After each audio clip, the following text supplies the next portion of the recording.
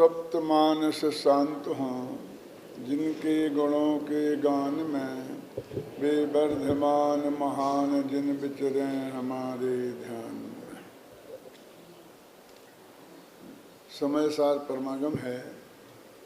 आचार्य कुंद देव ने 2000 वर्ष पहले इसे इसी पवित्र भारत भूमि पर बनाया। इसकी 28वीं गाथा तक 27वीं गाथा तक के प्रवचन मंगलायतन में प्रशिक्षण शिविर के अवसर पर हो चुके थे। अब उसके आगे का प्रकरण चलाना है और बहुत अपन जोर मारेंगे तो 38वीं गाथा तक पहुंच सकेंगे, इससे आगे नहीं हो सकता, वहां तक भी ना पहुंचे। इसलिए असली विषय तो 31वीं गाथा से आरंभ होगा। उसकी पीठिका के रूप में ये जो कुछ गाथाएं हैं 28, 29, 30 उनकी चर्चा अपन यहाँ संक्षेप में करेंगे। बात 19वीं गाथा से आरंभ हुई थी कि यह जीव अज्ञानी कब तक रहता है, तो कहा था कर्म और नो कर्म को जब तक अपना मानता रहेगा तब तक अज्ञानी रहेगा। नो कर्म में शरीर सबसे मुख्य रूप में आता है, क्योंकि वो पर से अत्यंत नज़दीक का जो संबंध वाला कोई चीज़ है तो शरीर है। बाकी स्त्री पुत्रादि मकान ये तो सब स्पष्ट हैं, पर इसलिए शरीर को मुख्य बनाकर बात की थी। और उसमें कहा था जो इनको अपना मानता था, मानता है और मानेगा, हैं ये मेरे हैं, मैं इनका हूँ, ऐसा बहुत बहुत विस्तार से 20, 21, 22, 23 गाथा में बताया था। और अंत में निष्कर्ष के रूप में 25वीं गाथा में कह दिया था कि भाई जीव और पुद्गल, तू पुद्गल हो जाए अथवा पुद्गल जीव हो जाए तो तू ये कह सकता है कि पुद्गल माने शरीर मेरा है। यानी शरीर को अपना कहने के लिए तुझे पुद्गल होना पड़ेगा। पूज्य गुरुदेव श्री को ये कहते थे कि भैंस का पति बनने के लिए तुझे पाड़ा बनना पड़ेगा। क्या? क्योंकि भैंस का पति तो पाड़ा ही होता है। तो पुद्गल का मालिक तेरे को बनना है तो पुद्गल की जाति का बनना पड़ेगा। जब ये बात यहाँ तक आई तो शिष्य ने कहा कि नहीं अब बहुत हो गई, अब बर्दाश्त के बाहर की बात हो रही है, इसलिए अब हम नहीं, कि तुम्हें कुछ पता है कि तुम क्या कह रहे हो, कि शरीर के आधार पर शरीर और आजीव को एक मानकर सारा स्तुति साहित्य लिखा गया है ना, सारा पुराण साहित्य लिखा गया है, चरणानि योग लिखा गया है और कर्णानि योग भी लिखा गया है। इसमें तो अकेले स्तुति साहित्य की बात की, लेकिन मैं आपको बताता हूँ कि सब शरीर और जीव के संयोग के आधार पर लिखे गए अनुयोग हैं। ऋषभदेव के 2 बेटे थे, ये कोई ऋषभदेव की आत्मा के नहीं थे वे बेटे, वो ना अकेले शरीर के थे। वो ऋषभदेव अकेले आत्मा का नाम नहीं था, ना अकेले शरीर का। तो जितने भी पुराण हैं जिनमें कहानी है वो सब शरीर और आत्मा को एक मान करके लिखी गई है और उन्हीं का सारा वर्णन है। चरणानि योग में ये इसको मत मारो क्योंकि ये जीव है, ऐसे पुद्गल दिखाई देता है कीड़े मकीड़े के रूप में, और उनको देखकर वो जीव और पुद्गल के मिले हुए रूप को ही जीव कह करके उनकी हिंसा का निषेध किया गया है। तो चरणानि योग भी उसके आधार पर है। कर्णानि योग में भी कर्म के उदय से निमित्त जीव कर्म को ऐसे कर्म करता है तो ऐसा होता है, ऐसे कर्म करता है तो ऐसे होता है। क्या वो कर्मान शरीर है, कम में नो कम्मी है ना, तो कर्म और नो कर्म। तो इस तरीके से ये सारा महल जैन दर्शन का शरीर और आत्मा को एकता के आधार पर खड़ा है। क्या होगा, अकेला तुम्हारा आध्यात्मिक जैन धर्म है। और उन्होंने प्रश्न करा, भगवान की स्तुति से उठाया कि यदि तुम शरीर और आत्मा को एक नहीं कहोगे, एक नहीं कहोगे तो जो तीर्थंकरों का स्तवन शरीर के गुणों के आधार पर किया गया है वो सारी स्तुति मिथ्या हो जाएगी। और अम्बेचंद्राचार्य ने खुद छंद बनाकर वो कैसी की गई है स्तुति शरीर के आधार पर तीर्थंकरों की, वो उन्होंने खुद छंद बनाया, वो बताई सामने। भक्तांबर महाकाव्य सबसे लोकप्रिय काव्य है, भक्ति काव्य, और उसकी महिमा हमारे चित्त में इतनी गहराई से इतनी बैठी हुई है कि अभी समय सार की तो धीरे धीरे बैठेगी, जिनको बैठेगी तो नहीं बैठेगी, नहीं बैठेगी तो क्यों। और जो जैन नाम से जिनका रजिस्ट्रेशन है गवर्नमेंट में, उन सब की गिनती करो तो भक्तांबर को एक स्वर से सब स्वीकार करेंगे, दिगंबर श्वेतांबर सब। और समय सार पर तो कितने लोग कितने प्रश्न चिन्ह उठाएंगे उसकी हम कल्पना नहीं कर सकते हैं। उसमें ऐसा लिखा है, यही शांत राग रुच भी परमाणु भिस्तम निर्माम पता त्रिभुवनई के ललाम भूत तावन्ते वित ते प्रणवा पृथिव्याम यत्ते समानमपरम नहीं रूपमस्ति। क्या अर्थ है इसका? कि हे भगवान आदिनाथ, यही शांत राग रुचि भी परमाणु भी तुम निर्मापिता, तुम ऐसे परमाणुओं से बने हो जो एकदम शांत हैं। शांत कैसे हैं कि उन्हें देखें, आपको देखते हैं तो हमारे चित्त में शांति होती है। इससे मालूम पड़ता है वे परमाणु शांत हैं। परमाणु कोई शांत अशांत होते हैं क्या? क्या उनका संगठन जो है ऐसा है कि देख कर हमके चित्त शांत हो जाता है। कुछ लोगों का ऐसा होता है कि देख के ही हमें गुस्सा आता है, ऐसा कहीं देख के हमें गिलानी होती है ना। और राग, राग परमाणु, ऐसे राग परमाणु में राग होता है क्या? कि ऐसा परमाणु से बना है कि देखते ही हमें राग उत्पन्न हो जाता है, प्रेम अंदर में झलकने लगता है उनसे देख करके, और हमारी रुचि जागृत हो जाती है। तो परमाणु कैसे? तीन विशेषण, शांत, राग और रुचि। यही शांत राग रुचि भी परमाणु भिस्तम, इन शांति पैदा करने वाले, राग पैदा करने वाले, रुचि पैदा करने वाले परमाणु, जिन परमाणुओं से आप बने हो, वे परमाणु इस पृथ्वी में उतने ही थे। कितने? कि जितने में तुम बन गए। कि तुमने कैसे जाना कि उतने ही थे? कि यदि और ज्यादा होते शंकरचंद जी तो एक आध आदमी और बन जाता, लेकिन तुम्हारे रूप के समान सुंदर रूप वाला हमें कोई दूसरा आदमी दिखाई नहीं देता है। इससे हम मालूम पड़ता है कि वे परमाणु पृथ्वी में उतने ही थे। ते प्रणवा पृथिव्याम न अपरम रूप मस्ती, क्योंकि और अपर रूपवान ऐसा कोई व्यक्ति नहीं है। और हम बहुत गदगद होकर के उसके पढ़ते हैं, अर्थ हैं, कितने लोग अर्थ समझते हैं, वे तो गदगद होंगे ही, लेकिन जो नहीं समझते हैं वे भी गदगद होते हैं। अब मेरा प्रश्न ये है समय सार के श्रोताओं से कि ऋषभदेव पुद्गल के परमाणुओं से बने थे। शांत राग रुचि भी परमाणु भी तुम निर्मापिता, कितना साफ है बोलो। ऐसा नहीं कि पंडित नमक मिर्च लगा सके कोई, ये तो एकदम सरल भाषा है ना। इन शांत राग रुचि भी परमाणुओं से तुम निर्मित हुए हो।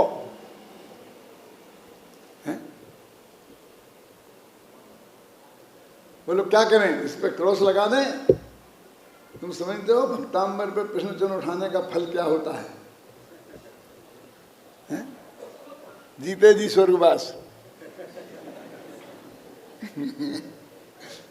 क्या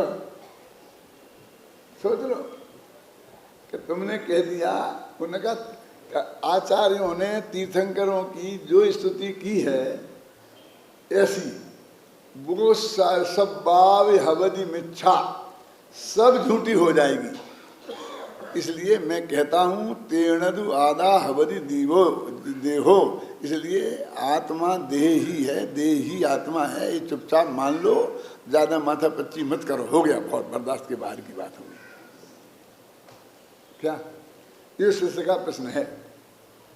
कुंद ने इसी टोन में इसे प्रस्तुत किया है, जो गाथा की टोन को समझ सकते हैं, यदि जीवो न शरीरम तिथरायादि संथुदी चैवे सब्बाव हवदि मिच्छा तम महादेहो हवदीनादा तम महाआदा हवदी देहो। इसलिए देही जीवे जीवी देव, ऐसा मान लो चुपचाप, बस इसमें ही भरा। कुंद की मूल गाथा में एक एक स्पष्ट शब्दों में अर्थ किया है। आगे की गाथाओं में अमृतचंद ने कुंद ने जवाब दिया है, लेकिन अमृतचंद ने इनकी जवाब वाली गाथा की उत्थानिका में बस एक आधा नहीं पाव वाक्य लिखा। मैं तो कहता हूं 2 अक्षर लिखे। क्या लिखे? नैवम, ऐसा नहीं है, एम नथी,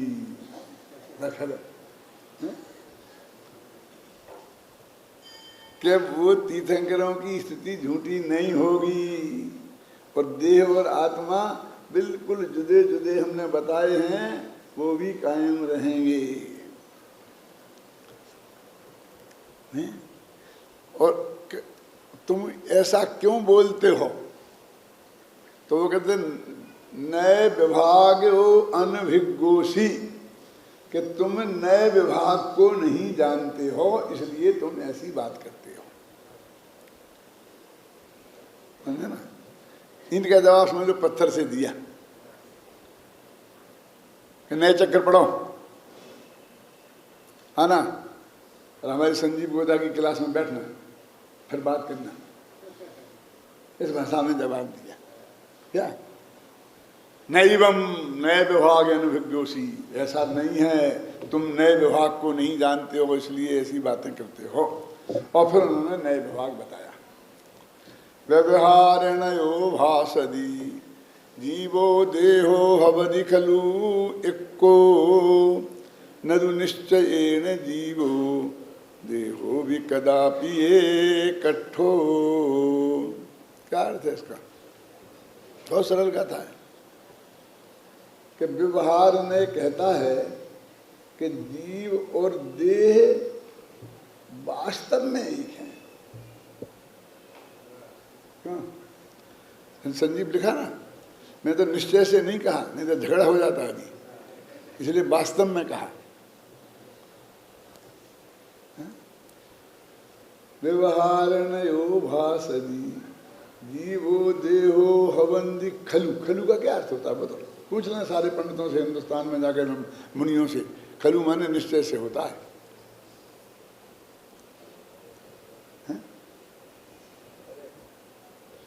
निपात है, इसके रूप नहीं चलते हैं। खलु के रूप नहीं चलते हैं, माने ये कभी बदलता नहीं है, ये हमेशा ऐसा ही रहता है। इत्रकाली तो भगवान आत्मा जैसा है। व्याकरण में कुछ शब्द होते हैं जो निपात कहलाते हैं, जिनके रूप बदलते नहीं हैं। संबंध भद्र ने लिखा ना, स्याद पद निपात है। इसे ये मत समझना कि अस धातु का, विधि लिंग का है, क्यों अन्य पुरुष का एक वचन का रूप है, वहाँ भी स्यात लिखा है, वो नहीं है। ये निपात है, जिसका अर्थ होता है किसी अपेक्षा बस। इसलिए मैंने वो निश्चय से अलग करने के लिए उसको वास्तव में कहा। माने आचार्य खलु शब्द डालकर उस पर वजन देना चाहते हैं। क्या है? और घबराने की जरूरत नहीं है। अभी इसको निश्चय का वाचक ही है ना, तो ही लगा दो। क्या? व्यवहार नयो भासदी जीवो देहो हवंदी खलु इक्को। व्यवहार ने कहता है कि जीव और देह एक ही है। एकांत में एकांत नहीं होगा, घबराना नहीं।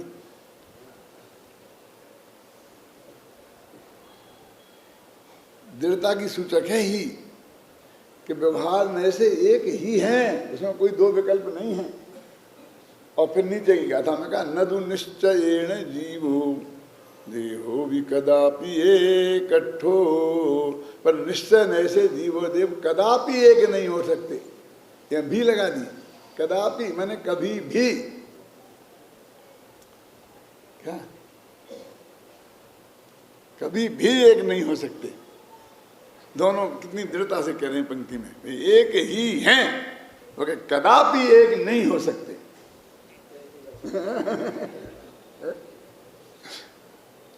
और कुंद कुंद की दोनों गाथा ऐसा है कि जब अपेक्षा बता देते हैं ना, तो दृढ़ता के सूचक शब्द डालना बहुत जरूरी है, अन्यथा वो बात में वजन नहीं आता है। और यदि अपेक्षा नहीं बताएं तो दादा वो प्रमाण भंगी, सप्तभंगी हो जाती है। तो ऐसा नहीं कि प्रमाण कुछ बोल ही नहीं सकता है, उसे नयों के भरोसे ही बोलना पड़ता है, ऐसा नहीं है। उसकी भी भाषा है, और भाषा ऐसी है उसकी कि ऐसा भी है और ऐसा भी है। ये प्रमाण की भाषा है। व्यवहार नए से देह और जीव एक ही है, और निश्चय नए से कदापि एक नहीं है, और प्रमाण से एक भी है और एक नहीं भी है।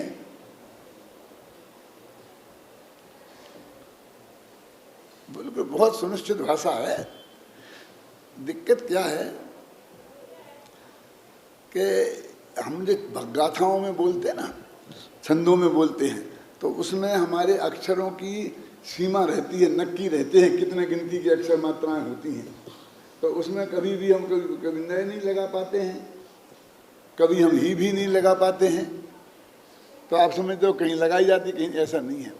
तो समंत भद्र ने इसका जवाब दिया कि हम साधवादी है ना, तो हम ही भी नहीं लगा पाए तो भी तुम लगी समझ लेना। हम अपेक्षा नहीं लगा पाए तो भी तुम लगी समझ लेना। ओके, तुम नहीं, क्योंकि तुम साधवादी नहीं हो। अस्माकम साधवादी नाम ऐसा शब्द पड़ा है, क्योंकि अभी हर दफे थोड़ी ऐसा बोला जाता है। और हमारी संक्षेप की भाषा की आदत है। देखिए हम बोलते हैं ना, जैसे कि किसी का नाम है तो वो डॉक्टर हुकुमचंद भारिल, और फिर और भी लगा दें, कोई हैं तेरापंथी लगा दें, कांजी पंथी लगा दें, जो लगाना हो आपको, जैन लगा दें, जो भी लगाना हो लगा दें। इतने नंबर लंबे लंबे नाम होते हैं, क्यों? और वो नाम निरर्थक नहीं है। एक एक शब्द एक एक चीज को बताता है। डॉक्टर हमारी डिग्री को बताता है, हुकुमचंद हमारा नाम निक्षेप से वाले नाम को बताता है, भारिल हमारे गोत्र को बताता है, जैन हमारे धर्म को बताता है, जयपुर हमारे गांव को बताता है। बेकार थोड़ी है। जो चीज आप छोड़ दोगे उसमें से वो चीज गायब हो जाएगी। लेकिन फिर भी ये जगत संक्षिप्त प्रिय है। कोई कहेगा डॉक्टर साहब, कोई कहेगा हुकुमचंद जी, कोई कहेगा जैन साहब, कोई कहेगा भारिल जी। बोलते कि नहीं बोलते? कोई कहेगा जयपुरिया। सोनगढ़िया तो मैं कह नहीं सकता हूँ, क्योंकि सोनगढ़ वालों को बुला रखता है। मैं तो अब जब भी कहता हूँ तो अपने को सोनगढ़ का मान करके कहता हूँ, मैं किसी दूसरे को नहीं कहता हूँ। आप समझे ना? तो वो ये एक नाम से वो काम चलाता है। तो जिनवाणी में भी ऐसा होता है, ये गाथाओं में कभी कहते हैं व्यवहार नए। अब व्यवहार नए, लेकिन ये गलत है। अकेला व्यवहार नए से काम नहीं चल सकता। क्या है? बोलो क्या है? क्या होना चाहिए इसका पूरा नाम? उपचरित असद्भूत, अनुपचरित असद्भूत व्यवहार नए से। अब अनुपचरित असद्भूत लगाने की जगह ही नहीं। अब क्या करें? समझेंगे ना? अब आपको लगाना पड़ेगा, आपको निकालना पड़ेगा कि कौन सा है। ये जयसेनाचार्य ने किया ना, ये काम किया है। अमृत चंद्राचार्य तो बस वो निश्चय अकेला इतना ही कह देंगे, निश्चय नए के भेद भी नहीं डालेंगे, व्यवहार नए के भेद भी नहीं डालेंगे, और कभी का नए लगाएंगे ही नहीं, और अपनी बात कह देंगे। इतनी ऐसी कह देंगे, देह और आत्मा एक हो ही नहीं सकते, बस झगड़ा खत्म। क्या? तो जैसे इनको महसूस हुआ कि भैया जब तक हम नहीं बताएं, और जिन नए का उन्ने का व्यवहार कह दिया, अकेला खलू कह दिया, अब खलू में से निश्चय निकालो, वो निश्चय में से 4 निश्चय निकालो, शुद्ध शुद्ध निकालो, शुद्ध में से 3, शुद्ध में से 1 शुद्ध निकालो। अब ये काम कौन करेगा?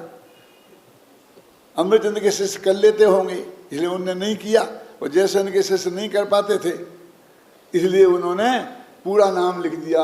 उपचरित असद्भुत व्यवहार में से ऐसा है, अनुपचरित से ऐसा है, उन्होंने हर एक के नए लगा दिए। तो एक तो उन्होंने ये काम किया, और दूसरा उन्होंने काम क्या किया कि व्याकरण की व्युत्पत्ति बता दी। अमरचंद ने वो भी नहीं बताई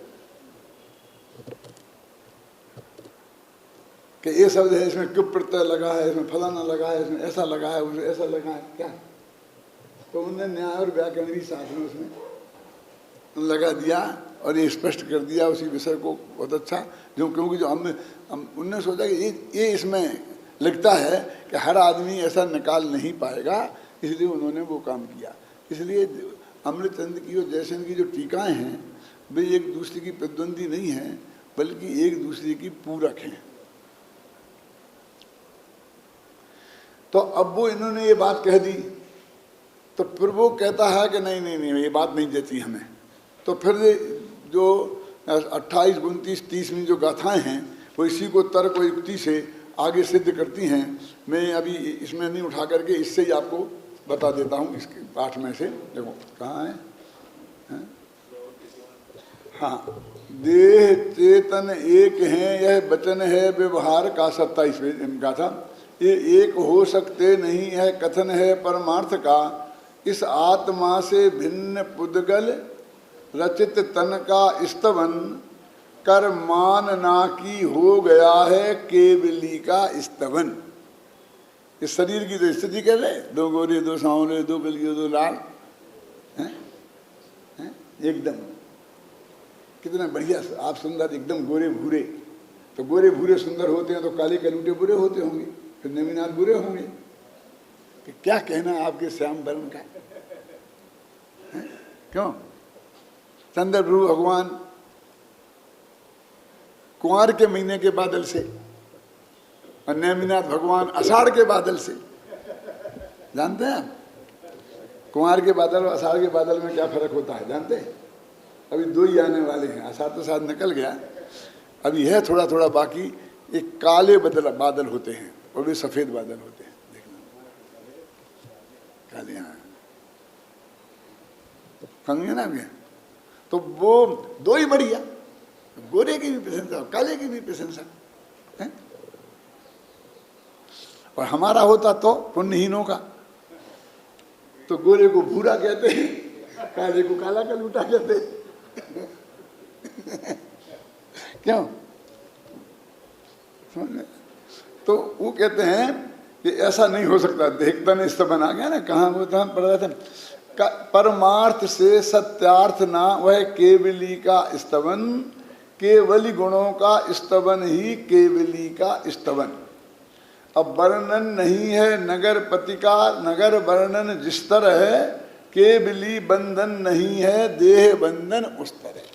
कहते हैं कि हम उन्होंने जरा अनुपचरित से दूध व्यवहार ने लगाया था ना, अब इनने और एक कदम आगे बढ़ा दिया। प्रदीप जी क्या बढ़ा दिया आगे? इनने अनुपचरित का उपचरित कर दिया। कैसे किया समझ में आया? पीयूष बता सकता है?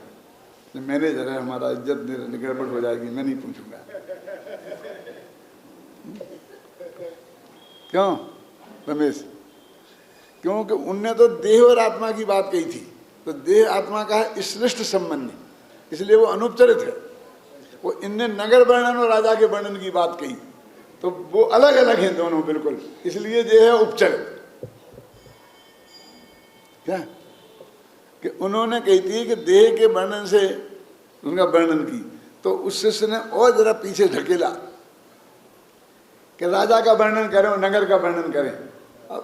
फिर अमृतचंद ने कहे, फिर उन्होंने कोई यहाँ वहाँ के छंद नहीं देखे, न भक्तांबर देखा न कहीं देखा, उनने उसका बना के ही बता दिया। जिसकी खाई ने पाताल को लील लिया है, इतनी गहरी खाई थी कि पाताल में छेद हो गया तो मुझे पानी आ गया, कुएं में पानी आ जाता, नीचे नीचे घो, तो इतनी कुएं जैसी गहरी खाई थी कि उसमें पानी भर गया, मानो पाताल को पी गई हो ऐसी खाई। और कोट इतना ऊंचा था जैसे आकाश को लील गया हो, ऐसा लगा। क्यों?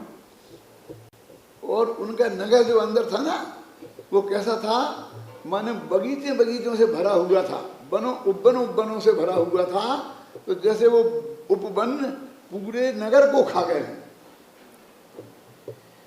उन उपवनों के बीच में मकान दिखते ही नहीं थे, जहां देखो छाया छाया, हरियाली हरियाली, ग्रीनिश ग्रीनिश। ऐसा नगर का वर्णन हुआ। परिखा बलयेन पातेलम प्राकार कदलुतांबर।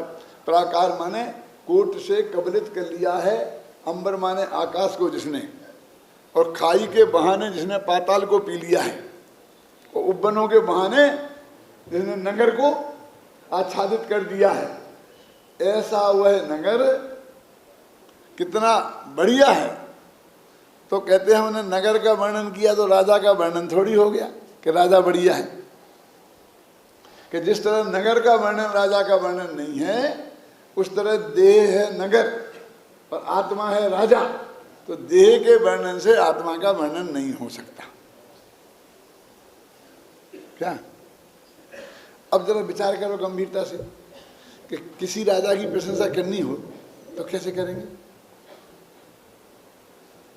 वो गोरा भूरा है, ऐसा है, ये कोई राजा का गुण है? ये राजा का इसमें क्या है? गोरा भूरा काला कलूटा से। उसके नगर में शांति है, शत्रु उसकी तरफ आंख उठा के देख नहीं सकता है, हाथ पे सोना लेके चले जाओ तो चोरों का डर नहीं है। ये सब राजा का वर्णन है। उसका प्रशासन कितना बढ़िया है, सुरक्षा व्यवस्था कितनी मजबूत है। एक खाई और कोट का वर्णन, क्यों? और सारा नगर बगीचों जैसा भर गया है। ये कितना व्यवस्थित, यानी वो कितना व्यवस्थित है राजा का माइंड है। तो इससे राजा की प्रशंसा नहीं है ये। अपने नेमचंद काका थे ना, जब प्रवचन करते थे तो वो एक उदाहरण दिया करते थे, दरवाजा देखकर घर की महिला कैसी है इसका पता लग जाता है। सुना किसी ने उनका प्रवचन? आपकी समझ में आया क्या? और वे उसको उसकी व्याख्या करके बताते थे कि नाक छिनकी, ऐसे दरवाजे पे पहुंच दी, किवाड़ से पहुंच दी, इससे पहुंच दी, ऐसा सारा दरवाजा, ऐसा किवाड़ वाड़ ऐसे गंदे गंदे हों तो समझ लो कि इसकी जो घर की रहने वाली महिला कितनी फूहड़ होगी। और एकदम झकाझक अपडेट है, सब चीज हर जगह व्यवस्थित रखी हुई, नीट एंड क्लीन। तो इससे मालूम पड़ता है कि इस घर की रहने वाली जो महिला है वो कितनी सुघड़ है। अब महिला की सुंदरता तो पता नहीं लग सकती उससे, लेकिन उसकी सुघड़ता का पता तो लगता ही है। तो कहते ऐसी क्या बात करते हो तुम कि नगर का वर्णन राजा का वर्णन कैसे नहीं है?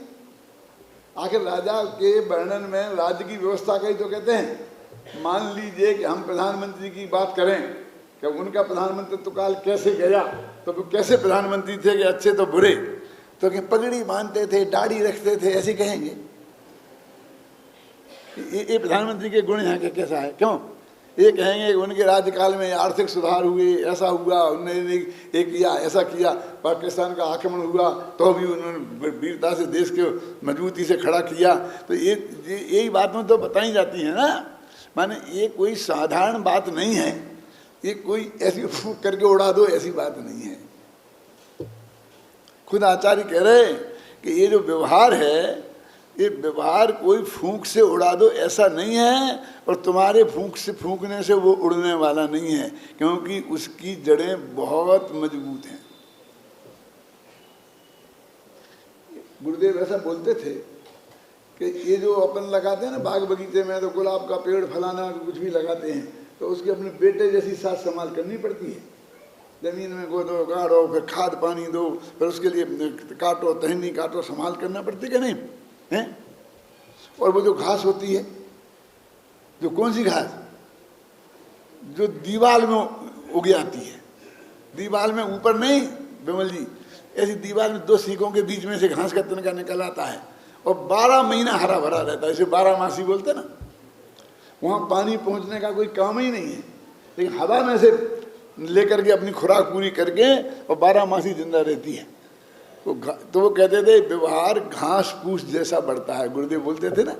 जिसे घास फूस जैसा बढ़ने का क्या अर्थ है सुमन भाई बोलो? माने जैसे ना खाद दिया गया, ना पानी दिया गया, ना जिसकी किसी ने रक्षा की गई है, जिसका कुछ भी साथ संभाल नहीं की गई, क्यों? फिर भी 12 महीना हरा भरा रहता है, और इनकी साथ संभाल करते करते ऐसी हालत हो जाती है, होता ना।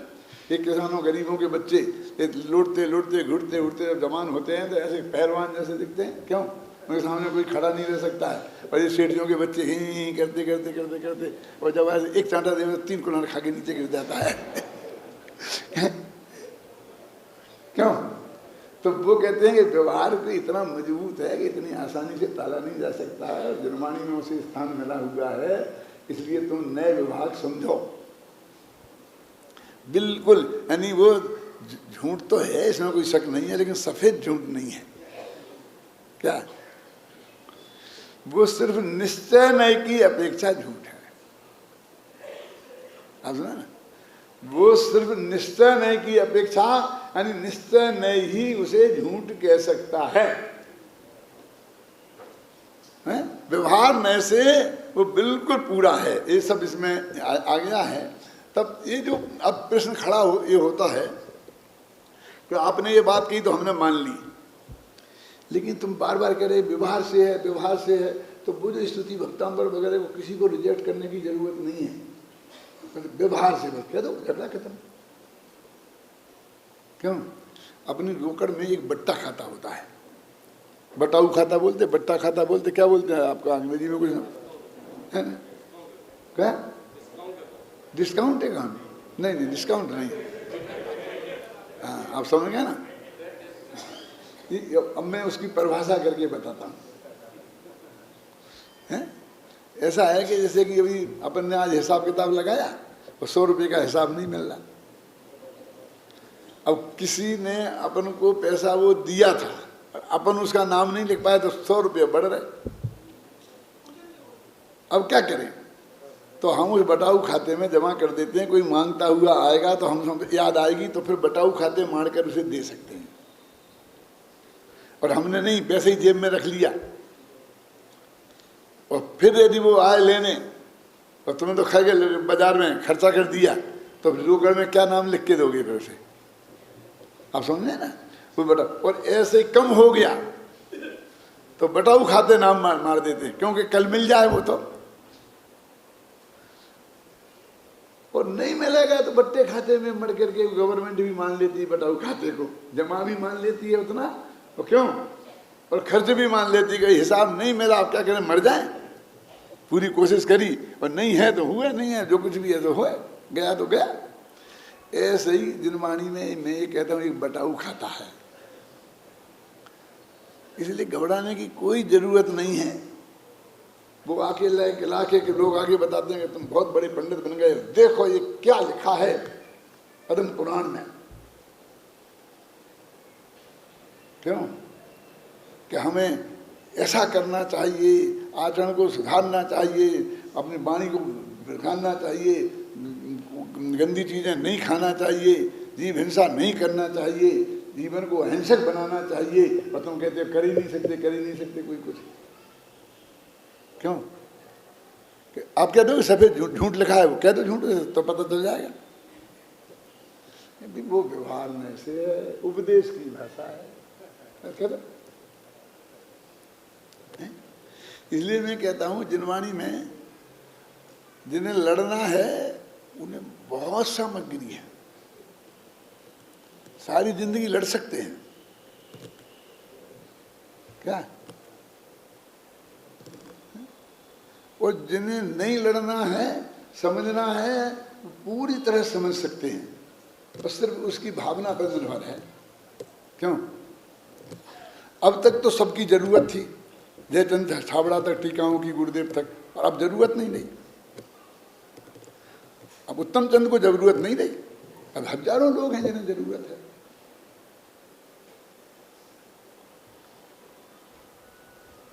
ये कोई जरूरी नहीं है जो जो आपको चीज़ समझ में नहीं आती है तो आप उनका उल्लेख नहीं कीजिए, इतना ही पर्याप्त है।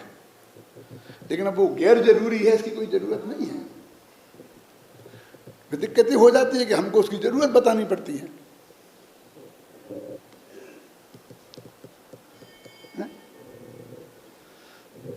अब उत्तम चंद जी जो संपादन कर रहा है उसकी क्या ज़रूरत है, क्योंकि सोनगढ़ से पहले छपी हुई है, वो सब मौजूद है। 34,000 सारी समाज में गई हुई है वो। अब वो हमारे मौजूद है, 200 कॉपी रखी है, 2 साल से बिकती नहीं है।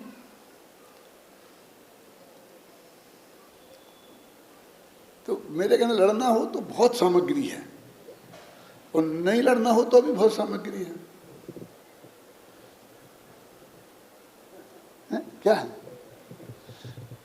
तो अपने आप व्यवहार नए है।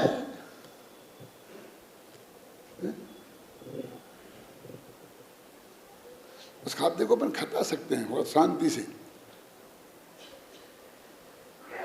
तो ये वो आचार्य कहते हैं कि जब तुमने बार बार कहते हो कि व्यवहार स्थिति है, व्यवहार स्थिति है, तो ये व्यवहार स्थिति है, तो ये व्यवहार क्यों लगाते हो? स्थिति है कहो ना, तो फिर कोई निश्चय स्थिति भी होगी।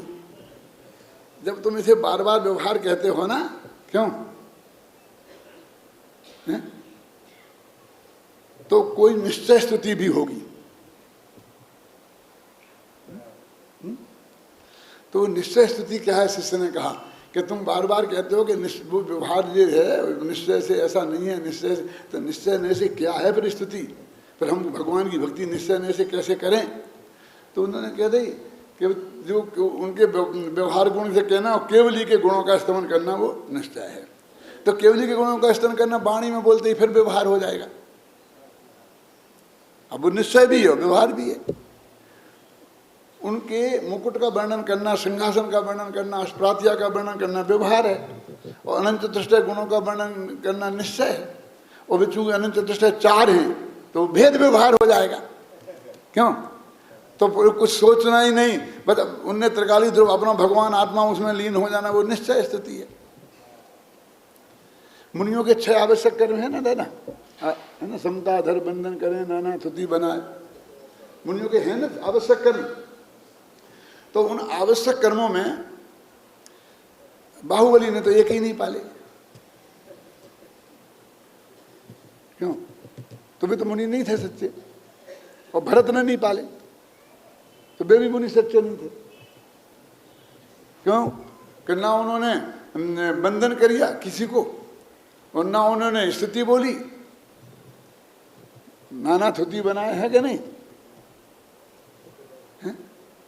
उन्होंने जो क्रियाएं हैं ना ईर्ष्या समिति पूर्वक चले, ना भाषा समिति पूर्वक बोले, ना आदान ने ऐसा समिति पूर्वक आहार लिया, ना आदान ने 6 पंक्ति तो पीछे कमंडल उठाए रखे, और लेटरिन तक नहीं गए। अब करें क्या? अब मुनि होने के लिए लेटरिन भी जाना पड़ेगा, नहीं तो फिर वो प्रतिष्ठापना समिति कैसे पड़ेगी? मतलब देख करके मलमूत्र का क्षेपण करना। तो उनके तो नहीं थी ना, फिर सब 5 समिति नहीं थी, कुछ नहीं थी है? क्यों? लेकिन भैया वे आत्मा में लीन हुए तो हाथी के पैर में सब समाते हैं। नियम सार में लिखा कि आत्मा का ध्यान ही प्रतिक्रमण है, वही प्रत्याख्यान है, वही ईर्ष्या समिति है, वही भाषा समिति है, वही गुप्ती है, वही धर्म है, वही अनुप्रेक्षा, सब उसमें सारी चीजें समाहित हो जाती हैं। नहीं, तो बाहुबली पे कोई आरोप नहीं लगाया जा सकता कि वे सच्चे मुनि नहीं थे। हाँ, चले और ऊपर को मुंह करके चले तो कह सकते हो आप।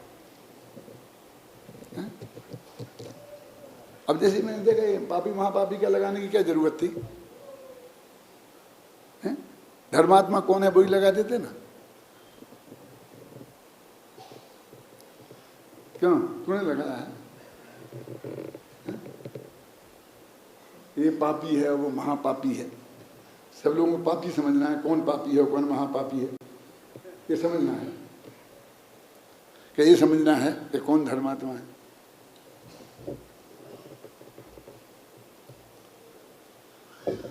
तो उनकी निश्चय स्थिति क्या है? तो एक तो उसको भी कहा था केवल गुणों का स्तवन ही वो निश्चय स्थिति है। अनंत चतुष्टय की बात निश्चय स्थिति है। और फिर अब बाद में कहते हैं जो इंद्रिये जड़ता, 31वीं गाथा, जो इंद्रिये जड़ता प्राण स्वामाधियम गुणदी आदम, कि जो इंद्रियों को जीत कर ज्ञान स्वभाव से अधिक भिन्न, अधिक माने भिन्न, ज्ञान स्वभाव से भिन्न में, तो ज्ञान स्वभाव से भिन्न माने क्या? ज्ञान स्वभावी और पर से भिन्न। तो ज्ञान स्वभाव से भिन्न कैसा लिखा जाए? ज्ञान स्वभाव आधियम, क्या अर्थ? ऐसा भिन्न कैसे निकल सकता है? अधिक माने तो अधिक होता है, क्यों? तो ऐसा अधिक निकलता है कि देखो ये भी अनंत गुण हैं इसमें, और हमारे आत्मा में भी अनंत गुण हैं, लेकिन आत्मा में ज्ञान गुण इससे अधिक है, ऐसा अर्थ में क्या है? इसका नाम ज्ञान स्वभाव आधियम, मतलब हम क्या समझे ना, इसमें ज्ञान गुण अधिक है और इसमें ज्ञान गुण नहीं है। ऐसा आत्मा को जो ज्ञान गुण अधिक वाला, माने उपयोग लक्षण वाला जो भगवान आत्मा है, उसको जानकर और उसमें जम गया, बस ये भगवान की स्थिति होगी। भगवान का नाम वाम भी नहीं है, कुछ भी नहीं है, उनकी तरह उपयोग भी नहीं किया और उनकी स्थिति होगी। मोह को जीत लिया, भाव का अभाव हो गया, उनकी स्थिति हो गई। ज्ञेय ज्ञायक संकर दोष का अभाव हो गया, उनकी स्थिति हो गई। ये सब समझाऊंगा मैं, अभी 2-4 दिन लगेंगे 31-32 गाथाओं में, लेकिन अभी मोटी मोटी तो समझ लो क्या कि स्थिति कैसी होगी। और भाव का अभाव हो गया और तीसरी स्थिति हो गई। अभी इसमें जिनकी स्तुति करनी है उनका नाम तक नहीं है, वो हमारे ज्ञान के ज्ञेय नहीं बने, और फिर भी उनकी स्थिति होगी। असली निश्चय स्थिति तो यही है। कहने का हम जो ध्यान कर रहे हैं वो स्थिति, ये अपने मंदिर में मैंने एक छंद लिखाया था, अभी तुम लोगों ने नहीं मिटा दिया होगा तो वो लिखा होगा। कौन सा? कि जिन्हें हमारे हृदय में भगवान की भक्ति किस किस प्रकार बहती है, शायद बनारसी दास का छंद लिखा है कि भगवान की भक्ति हमारे हृदय में किस किस रूप में बहती है। जाके पढ़ना कि मैं इस समय सार का स्वाध्याय कर रहा हूं तो ये भगवान की भक्ति है, और तुम सुन रहे हो ये भगवान की भक्ति है। फिर मैं ये किताबें उठा के यहाँ से वहाँ ले गया तो ये भगवान की भक्ति है। ये सब लिखा है उसमें कि भगवान की भक्ति कैसी है कि मैंने अत्यंत पवित्र हृदय से उन भगवान की वाणी जन जन तक पहुँचे। ये काम में लगा तो उनकी भक्ति के बिना संभव नहीं। ऐसे मेरे हृदय में 24 घंटे भक्ति बहती है। हम तो ये समझते ध्यान मंदिरा लेकर के जब नाचना शुरू करते हैं तब भक्ति होती है। मैं पढ़ता हूँ तो भक्ति है, पढ़ाता हूँ तो भक्ति है, उठता हूँ तो भक्ति है, बैठता हूँ तो भक्ति है। क्यों? कि मैं उसके लिए बैठ रहा हूँ। इस संस्था में अभी मैं सबसे पुराना हूँ और एक हमारा नेमी चंद है, वो बस मेरे 2nd नंबर पे वो है, पर मेरे से 9 महीने बाद आया था। मुझे 41 वर्ष हो गए, उसे 44 वर्ष हुए होंगे। तो वो उस कंधे से कंधे मिलाकर मेरा काम करता रहा आज तक। तो मैं उसको कहता हूँ कि भैया ये किताबें का ऑर्डर आया है तो तेरे भेजना तो तेरे को ही पड़ेंगी, लानी पड़ेंगी, पैकिंग करनी पड़ेगी, ले जाना पड़ेगा, ये तुम बच नहीं सकता। यदि इसी चिंता रखकर कि यदि उनने मंगवाई है और उनके लिए 13वीं के दिन बांटना है, वही किताबें 13वीं के दिन पहुंच जाएं तो लोगों तक पहुंच जाएंगी, नहीं तो वहाँ रखी रह जाएंगी। और इस विकल्प से एक दिन पहले दौड़ करके इसे रवाना कर दी तो तूने भी 7 से पुण्य कमाया। ऐसा नहीं कि तनख्वाह मिलती है, तनख्वाह से कोई फर्क नहीं पड़ता। क्यों? तनख्वाह तो तब भी मिलती है तो एक दिन लेट पहुंचती तो क्यों? लेकिन जो तेरी ये भावना है वो तनख्वाह से कोई लेना देना नहीं है इसका। आपकी भावना है कि जिसने कहा कि फिर मेरी तरफ से फ्री बांट दो, उसने भी की। जिसने आपको प्रेरणा दी वो मुफ्त में पुण्य ले गया, और तुमने यदि जल्दी समय पर पहुंचा दी और लोगों के हाथ में सही जगह पहुंचा दी तो तुम भी उससे ज्यादा पुण्य लूट के ले गए। तो मेरे हृदय में भगवान की भक्ति किस किस रूप में बहती है? क्यों? तो वो कहते हैं भगवान की सबसे बड़ी भक्ति कौन हो गई? क्यों कि भगवान ने कहा कि बेटा तुम सारी दुनिया की बातें छोड़ छाड़ करके और अपने आत्मा में लीन हो जाओ। तो उनकी ये बन आज्ञा ये थी और मैंने उसको पालन कर लिया, तो सबसे बड़ी भक्ति होगी, ये निश्चय भक्ति होगी। क्या किया उनके बारे में, सोचा कि नहीं सोचा, उनका नाम जाना कि नहीं जाना, और उनके उसका नाम जाना कि नहीं जाना, उससे कोई फर्क नहीं पड़ता है? और उस आत्मा की लीनता से मैंने दर्शन मोह को जीता, अनंतानुबंधी कसाय को जीता, समझिए ना। तो वो एक नंबर की स्थिति भई। और पूरे मोह को जीत लिया तो 2 नंबर की हो गई। और बिल्कुल ही वो भाव ही का साफ साफ कर दिया, चौपड़ा खत्म कर दिया। अरे 2-3 नंबर की हो गई, मैंने सर्वोत्कृष्ट 3 नंबर की। तो तुम्हारा 1-2 नंबर नहीं, वो हमारा 1-2-3 नंबर है। तुम वो समझो 2 नंबर है। साहू शांति प्रसाद जी पूज्य गुरुदेव श्री के पास गए और बहुत बातें हुई। फिर अंत में गुरुदेव को जरा उस मूड में आ गए थोड़ा। उनको भी तो देखो, अकबर को भी एक बीरबल तो चाहिए पड़ता है ना, थोड़ा बहुत कभी कभी अपना हल्का मन वो भी तो करता है ना कि ए सेठ तुम्हारा कौन सा गुणस्थान है। और सेठ यशपाल जी की गुणस्थान की कक्षा में बैठे हुए, कहोगी तो भी जाना गुणस्थान क्या होता है।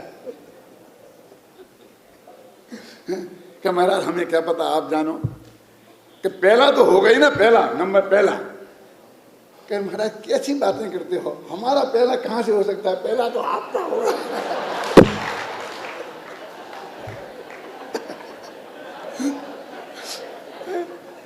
अब चाहे तुम उसे मजाक समझ लो और चाहे अज्ञान समझ लो।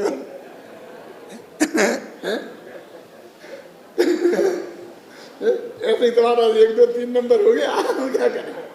हम तो उत्कृष्ट के अर्थ में 2-3 कहा, और तुम लोग 2 नंबर 3 नंबर। तो आपका दोष नहीं है, 24 घंटा तो उसी में लगे हैं ना।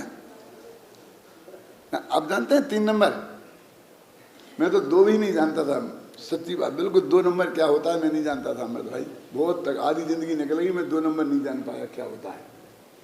फिर धीरे धीरे पता पड़ा कि 2 नंबर क्या होता है। स्मारक में आया ना उसके बाद कि वो रसीदें काट के फेंक दो और ऐसा कर दो, ये कर दो, कि क्योंकि वो 2 नंबर का है। समझ में आया कि 2 नंबर क्या होता है। फिर 3 नंबर मेरे को मालूम कब समझ में आया कि जब भगवान महावीर के निर्माण वर्ष में मैं गया था, तो गया जी में सेमिनार था, अनेकांत साधवाद का लेख मैंने वहाँ पढ़ा था ना। तो वहाँ पर वो गजानंद जी पाटनी थे, पाटनी जी के भाई लगते थे। तो 1 लाख रुपया नगद लेके आए थे और पाटनी जी को दे गए थे, और किसी को कहना नहीं। अब पाटनी जी ने बताया देखो ऐसी देखो थैली लेके आए, दी गए, ये कर दिए, सब करके। अब बस मेरे को तो ताजी ताजी बात थी। तो उन्हीं के घर पर खाना था मेरा, और डॉक्टर DC कोठारी, कौन विश्वविद्यालय, वे भी बगल में थे, वो भी बैठे थे, घर वाले परोस रहे थे, सब थे। तो बात चल रही थी, तो मैंने उन DC कोठारी को, कोठारी साहब सेठ जी कैसे हैं पाटनी जी, गजानंद जी, ये 1 लाख रुपये निकल लेके गए पर हमारे यहाँ पाटनी जी को ऐसा देके। अब वो गजानंद जी कैसे करता मेरे से बाद में अकेले मुझे कि पंडित जी तुमने क्या कर दिया, ये क्या गलती हो गई। अरे भैया आपने दिए थे तो मेरे अंदर में महिमा आई तो मैंने कह दी। अरे वे तो 3 नंबर की थी। हाँ हाँ हाँ, अब आपको अभी भी पता नहीं है।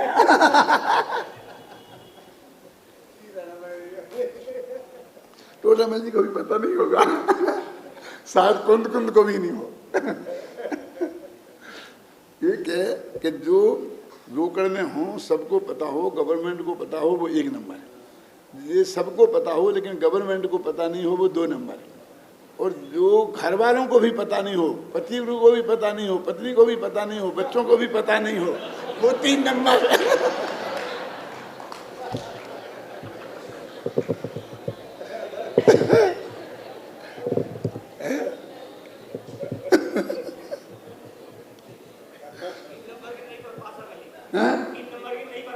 अब मिली।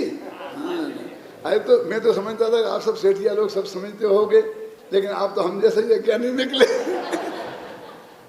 चलो बाकी